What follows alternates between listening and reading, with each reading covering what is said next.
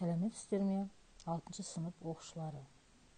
Қымбатты оқушылар, бүгін дизайн және технология бөлімінің бұйымды дайындау, бөлшектерді пішу тақырыбында сабағымызды өтеміз. Бүгінгі сабақтың мақсаттары: уақыт пен басқа да факторларды ескере отырып, іс-әрекеттердің реттілігін анықтау және жоспарлау. Шығармашылық идеяларын іске асыру үшін нобайлар, техникалық суреттер мен сызбалар орындау. Сабағымызды бағалау критерийлері: алжапқышты қолдануының түріне, бөлшектеріне қарай жүктеу. Алжапқыштың нобайын және техникалық сызбаларды орындау. Алжапқыш пішімін мата бетіне түсіру және ережелерімен танысу.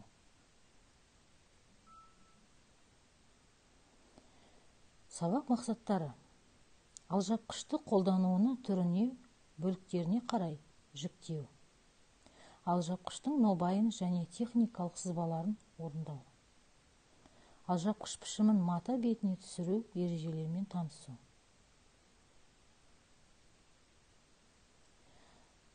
Өткен тақырыпты еске түсіру үшін қайталау сұрақтар. Тоқыма талшықтары қаншаға бөлінеді? Дұрыс айтамыз. Тоқыма талшықтары 2-ге бөлінеді екен, табиғи және химиялық. Екінші сұрақ: табиғи талшықтарға қаншаға бөлінеді?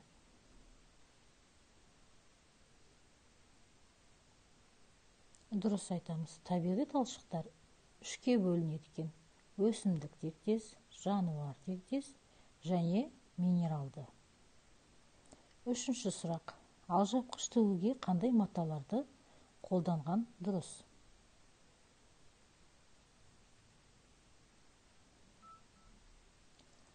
Алжапқыш тігу үшін бөз, шыт, зығыр, сәтен маталарын қолданған дұрыс.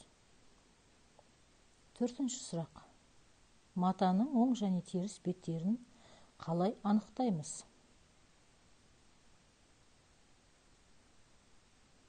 Оң бетінің түсі, суреті анық, жылтыр болып келеді екен.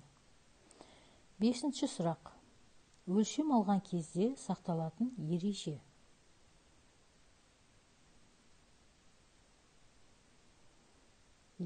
Оң жағында тұруымыз керек өлшем алғанда, және белге резеңке тағылу керек. Өлшемін алғызып жатқан адам қимылдамай тік тұру керек. Алтыншы сұрақ: қандай өлшемнің жартысы жазылады? Дұрыс айтамыз. Көлденең алынған өлшемдердің жартысы ғана жазылады екен.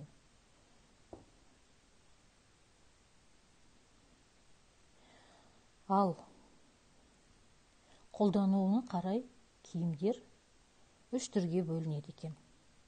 Тұрмыстық, оған күнделікті, сәндік, спорттық, ұлттық киімдер жатады екен. Екінші, өндірістік. Оған санитарлық, аспаздық, дәрігерлік киім түрлері жатады екен. Үшінші, формалық. Оған оқушы, әскер, полиция формалары жатады екен. Ал біздің алжапқышымыз осы 3 түріне де жатады екен. Оның ішінде тұрмыстықта күнделікті үйде қолданамыз, өндірісте аспаздық, формалықта оқушыларға қолданылады екен. Енді алжапқышқа тоқтала өтейік. Үйде немесе мектепте аспаздық жұмыстармен шұғылданған кезде алжапқышты қолданамыз. Алжапқыш киімнің алдын ластамауға қолданылады. Олардың шыттан, зығыр матадан, сәтеннен тігілетінін білеміз. Бұл маталардан тігілген бұйым тез жуылады, жақсы үтіктеледі. Алжапқышты бірнеше үлгісімен тігуге болады екен. Ол тігіншінің қиялына байланысты. Алжапқыш тікпес бұрын оның сызбасын құрастырып, үлгісін дайындап алу керек. Ол үшін адам денесінің өлшемін сантиметрлік таспамен түсіріп алуымыз керек. Өлшемді дұрыс түсіру үшін адам тұлғасындағы сызықтардың орналасуын білу қажет. Алжапқыштың пішілуіне қарай түрлері. Мұқият суреттерге қарап шықсаңдар болады. Бірінші, белдікті. Белден төмен қарай ғана болады екен. Тұтас пішілген, яғни кеудесі мен алдыңғы бөлігі екеуі бірге пішілген. Кеудесі бөлек пішілген.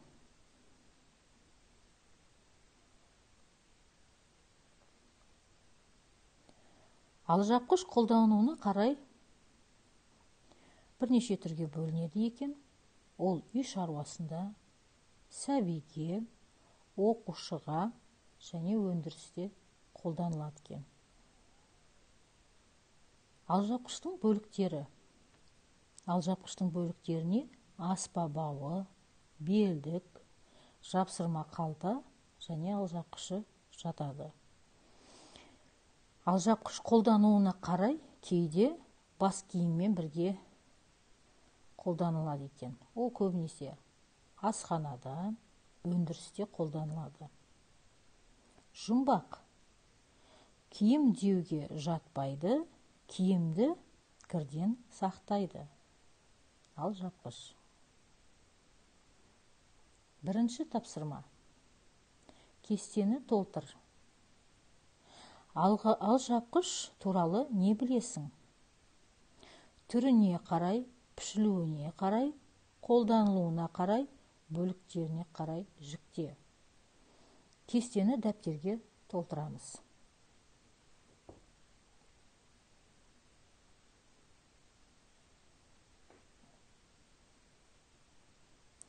Ал біз қазір нені білдік? Біз киім түрлеріне қарай жіктеуді білдік. Алжапқыштың пішілуіне қарай түрлерін білдік. Алжапқышты қолдануына қарай түрлерімен таныстық және бөліктерінің атауын білдік. Екінші тапсырма. Өлшем алу. Өлшемді арнайы сантиметрлік таспамен аламыз. Өлшемді алып болғаннан кейін дәптерге алжапқыш пішімін, сызбасын түсіруіміз керек. Ол үшін алдыңғы сабақтарда өз қолымызбен жасалған масштабты сызғышты қолдануымыз қажет болады. Суретке қарасақ, алжапқыш үшін өлшемдерді қалай алу керек және қай жерден алу керек екені көрсетілген. Өлшем алу. Өлшем алудың алжапқыш үшін 4 түрі бар екен. Бірінші, кеуденің ұзындығы. КО әріптермен белгіленеді. Бел сызығынан жоғары қарай қажетті ұзындыққа дейін. Қолданылуы. Алжапқыш көкірекшесінің ұзындығын анықтау үшін. Екінші, алжапқыштың төменгі бөлігінің ұзындығы ТБО. Бел сызығынан төмен қарай қажетті ұзындыққа дейін. Алжапқыштың төменгі бөлігінің ұзындығын анықтау үшін қажет. Үшінші, жартылай бел айналымы. ЖБА. Бел тұсының ең жіңішке жері бойымен қолданылуы. Белдің ұзындығын анықтау. Жартылай мықын айналымы. ЖМА. Бұл 4-ші өлшем. Мықынды айнала көлденеңінен, яғни алжапқыштың төменгі бөлігінің иенін анықтау үшін қажет.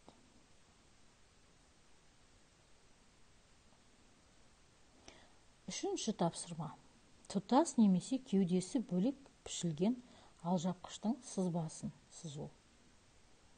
Бірінші суретке қарап отырсақ, алжапқыштың нобайы келтірген және оның сызбасын қалай сызу керек екені көрсетілген.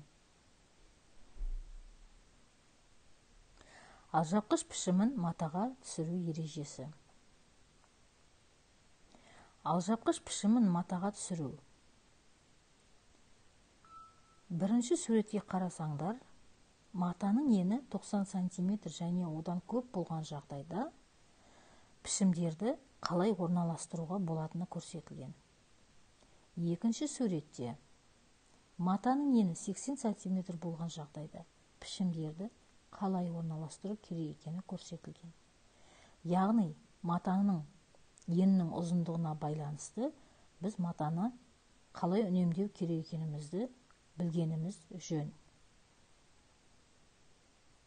Бұйымды пішу. Матаны бойлық жіптің бойымен теріс қарата екі бүктеп жайыңдар. Жиегін теңестіріп, түйреуішпен түйреңдер. Пішім бөлшектерін матаға оңтайлы етіп орналастырып түйреңдер. Пішім бөлшектерінің жиегін бормен айналдыра сызыңдар. Тігіске орнын қалдырып қайта сызып шығыңдар. Пішімнің матаға қаншалықты дұрыс түскенін тексеріңдер. Тігіске қалдырылатын орынды ескеріп, бөлшектерді сызықтың бойымен пішіңдер. Пішім бөлшектерінен түйреуіштерді алыңдар, пішілген бөлшектердің сапасын тексеріңдер. Пішім бөлшектерінен өңдеуге дайындау. Бөлшектердің орта және қалтаның көктеу сызықтары бойымен түзу көктеу тігім арқылы контур сызықтарын жүргізу. Контур сызықтарын келесі бетке түсіру. Тұтас пішілген алжапқышты дайындау кезеңдерін дұрыс орналастырыңдар. Пішу, ылғалды жылулықпен өңдеу, қалталарды өңдеу, қалтаны алжапқыштың төменгі бөлігімен біріктіру, белдікті алжапқышпен біріктіру, аспабаумен белдікті өңдеу, алжапқыштың төменгі бөлігін өңдеу, аспабауды алжапқышпен біріктіру.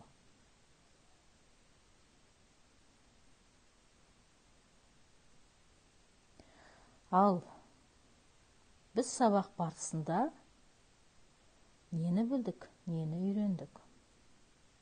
Өлшем алуды білдік. Тұтас немесе кеудесі бөлек пішілген алжапқыштың сызбасын сызуды үйрендік. Алжапқыш пішімін матаға түсіру ережесімен таныстық.